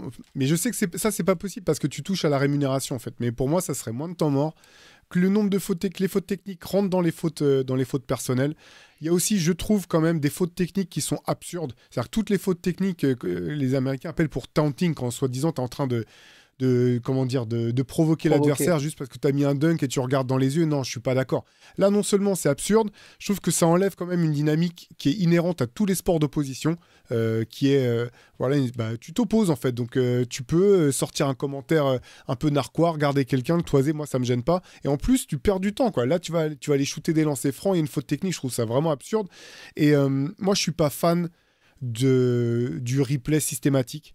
Tu vois, moi, voilà, je trouve que finalement les arbitres sont dans une situation ingérable où on leur demande d'être parfaits alors que les joueurs sont pas parfaits, les entraîneurs sont pas parfaits. Tu perds du temps. Des fois, il y a des replays qui durent 3 minutes pour un truc où ils vont revenir et ils vont dire non, on reste sur la décision qu'on avait prise tous les trois, c'était la bonne décision. Ça, je trouve ça absurde. Dès que tu regardes pendant un temps mort, si le pied était sur la ligne, par exemple, ça ne pose pas de problème, tu vois, parce que ça impacte directement le jeu. Il y a tout un tas de moments où on sert de la vidéo qui font perdre trop de temps. Voilà. Moi, c'est vraiment les règles principales qui me viennent en tête. J'en avais une autre. Elle va me revenir. Antoine, je vais te laisser répondre. Ce que tu as dit sur les arbitres, je pense que ça contribue énormément d'ailleurs à créer cette espèce de climat nauséabond où on a de plus en plus de joueurs et de coachs qui se plaignent de l'arbitrage, qui sont prêts des fois à te faire croire bec et ongle que c'est absolument à cause de l'arbitre qu'ils ont perdu le match. En NBA, on les voit aussi les matchs. Alors eux, ils sont à chaud, mais quand tu vois les matchs à froid, même avec le recul, tu te rends compte, mais non, vous avez perdu le match pour plein d'autres raisons que l'arbitrage, tu vois. Donc, et je pense de vouloir faire des arbitres des robots alors que ce sont des humains, c'est clairement pour moi, c'est le point numéro 1 du problème. Parce que chaque fois, à la NBA, les joueurs disent qu'il faut qu'on commence à adresser le problème des arbitres. Mais le premier problème, il est là, c'est d'arrêter de penser qu'un arbitre doit toujours prendre à 100% la bonne décision. Ça n'arrive pas parce que déjà il y a des questions d'interprétation et parce que c'est un humain et que ça va à une vitesse absolument folle. Donc tu ne peux pas, et je suis d'accord avec toi, les replays, voilà, c'est que tu es constamment en train de les mettre comme des robots. Puis si en plus ils doivent se contredire eux-mêmes sur leur première décision, enfin tu crées tout un climat qui moi me plaît pas. Comme le last 2 minute report, c'est une catastrophe absolue. Faut qu'on arrête complètement de faire ces trucs-là. Déjà même le fait que ce soit les 2 dernières minutes n'a aucun sens. Ça veut dire si une équipe elle a eu tous les coups de flèche favorables pendant 46 minutes, mais que dans les 2 dernières minutes, elle s'est éventuellement fait voler 1 ou 2 décisions, elle va te dire « Ah, vous avez vu ?» Mais mec, pendant 46 minutes, tu as eu tous les coups de sifflet et tu n'as pas réussi à en prendre avantage. Donc moi ça me gonfle, tout ça. Et pour les règles, j'aurais dit comme toi, les fautes techniques pour provocation. Ça, franchement. Et après, derrière, tu as la NBA qui va te vouloir… C'est comme quand la Ligue 1 interdisait les fumigènes, mais faisait des spots de pub avec les fumigènes, tu vois, avec des images de mecs qui balancent des fumigènes. T'es là, mais mec, tu veux pas une ligue aseptisée, tu veux qu'il y ait un peu que ton programme, il est du volume, il est de la personnalité, bah laisse des fois des mecs être un peu comme ça, quoi. C'est pas la mort, du moment qu'ils vont pas se taper dessus à chaque fois qu'il y a un regard, en fait. On l'a bien vu en NBA. Déjà, dans la vie de tous les jours, il y a peu de gens qui veulent se battre, déjà, dans la vie de tous les jours. En NBA, encore moins. Donc, c'est pas des petites provocations qui vont mener à des grosses bagarres en NBA, donc je pense qu'on peut laisser un peu ça. Ouais, parce que je parle pas de quand un joueur repousse un autre ou ce genre de choses. Je parle vraiment juste quand tu as regardé quelqu'un après un dunk, un contre. Ça, et tu vois, là, ça devrait. C'est absurde que ce soit des fautes techniques. Et à l'inverse, moi, je serais pour que les arbitres puissent allumer tous les gars qui arrivent en gueulant vers eux. Des fois, en fait, c'est ça que je comprends pas. C'est qu'on accepte que des joueurs viennent de manière agressive vers les arbitres en leur disant c'est quoi, c'est n'importe quoi. Après, tu vois le replay, tu dis mais 50 fois il y a faute. Tu lui prends le coude. Combien de fois on a vu ça dans des matchs? Les mecs ils se prennent la tête, oh c'est pas possible. Tu vois le replay, tu fais, bah, tu prends le coude. De quoi t'es en train de parler? Ça, pour le coup, je serais pour que ça soit faute technique directe pour calmer tout le monde. Mais par contre, ouais, le reste, en plus, bon, c'est pas pour faire. C'est pas une question de jouer faire l'ancien, mais. Nous, on a aimé ce sport pour ça aussi, quoi. Enfin, moi, je sais que j'ai aimé les Xavier McDaniel, j'ai aimé les joueurs durs qui mettaient. Alors là, ça allait certainement trop loin. Je demande pas à quelqu'un de. Je demande pas ce qu'on laisse les mecs étrangler d'autres joueurs sur le terrain. Mais voilà, faut arrêter de croire que c'est un sport soft, en fait. C'est un sport de confrontation, le basket, comme d'autres sports de confrontation. Et pour moi, ça a sa place sur le terrain, ça. Moi, je pensais à des trucs plus. Parce que sur le terrain, évidemment, les trucs pour faciliter, mais des trucs qui changeraient plus la donne. On parlait du fait qu'il y ait beaucoup de matchs et que moi, parfois, ça m'emmerdait un peu. C'était des rencontres qui servent à rien parce que les équipes mettent leurs joueurs au repos, tout ça. Je pensais presque. Alors, je sais pas du tout comment ça fonctionnerait. J'ai pas réfléchi parce que voilà, la question vient juste de nous parvenir. Mais peut-être au niveau de la loterie, un truc qui fasse que tanker sert vraiment à rien en fait. Que perdre volontairement serve à rien. Ça peut être faire quoi qu'il arrive des playoffs de manière intégrale, le 1 contre le dernier. Je sais pas, un truc ou sur la loterie, donner autant de chance à l'équipe la première équipe qui n'a pas fait les playoffs qu'à la dernière. J'ai peut-être quelque chose de cet ordre-là, mais je sais même pas si ça casserait pas d'autres trucs à côté, tu vois. Mais bon, moi, je penserais à un truc plus large comme ça pour rendre la ligue plus compétitive, parce que je prends toujours l'exemple de la WNBA, mais à de très rares exceptions et seulement sur quelques années, toutes les équipes, elles se battent à fond à un moment donné, jusqu'à toute fin peut-être où ça sert plus à rien. Mais moi, je voudrais voir ça, en fait. C'est ça que j'aimerais voir.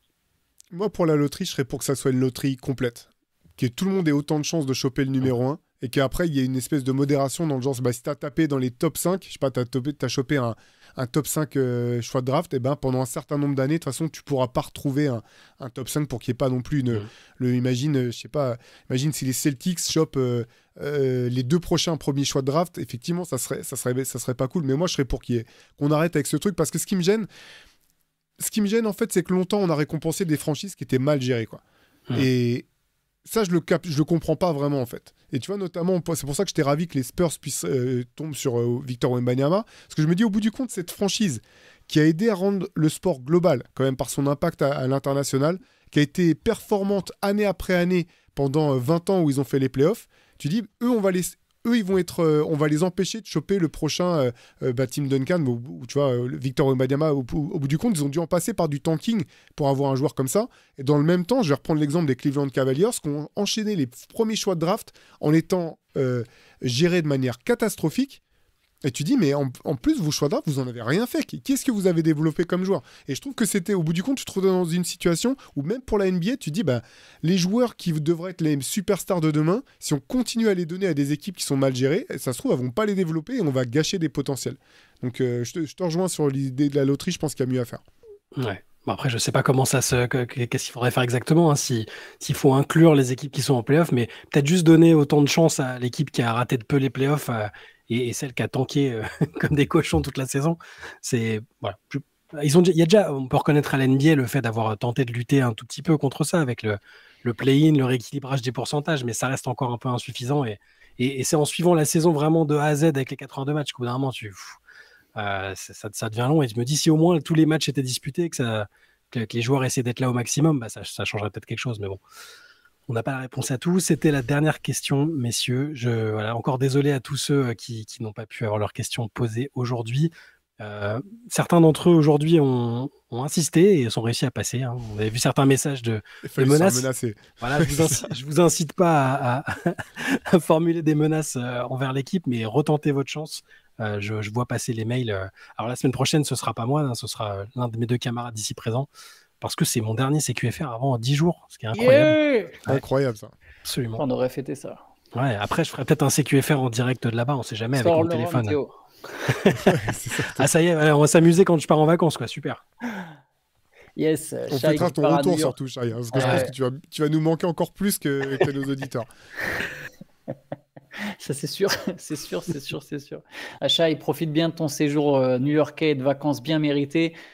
Théo et moi, on assurera l'intérim en attendant. Donc voilà, dès lundi, il y aura un CQFR. A priori, avec Théo et moi, on ne sait pas encore s'il y aura Shai, pas Shai, mais normalement, Shai ne sera plus là dès lundi. Et puis, écoutez, bonne journée à tous et bon week-end. Ciao, ciao. Ciao. Ciao tout le monde.